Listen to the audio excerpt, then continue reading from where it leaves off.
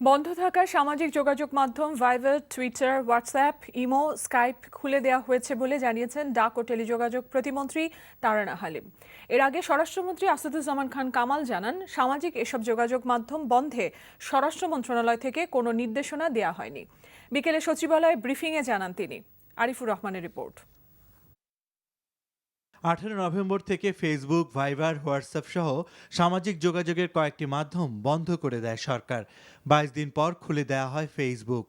জনস্বার্থে নিরাপত্তার জন্য বন্ধ থাকে ভাইবার, হোয়াটসঅ্যাপ, টুইটার, ইমো, স্কাইপি সহ অন্যান্য অ্যাপস।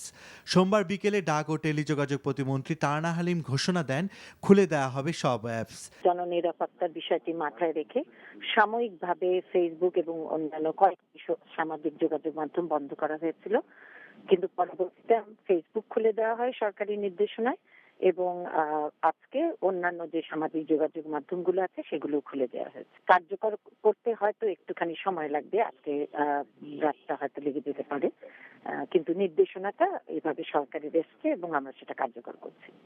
এর আগে সকালে সচিবালয় স্কাইপ, টুইটার ও ইমো বন্ধ রাখার ব্যাপারে কোনো নির্দেশনা দেওয়া হয়নি বলে জানান স্বরাষ্ট্রমন্ত্রী। অন্য কোনো সংস্থা হয়তো তাদেরকে রিকোয়েস্ট করছে, সেই জন্যই হয়তো বন্ধ হয়েছে, সেটা আমি তো বলতে পারছি না। তা আমাদের মন্ত্রণালয় থেকে কোনো রিকোয়েস্ট কিংবা কিছু যায়নি। এটা ধীরে ধীরে সবগুলোই উইথড্র হবে, এইটুকুই আমরা জানি। Arifur Rahman, NTV news, Dhaka.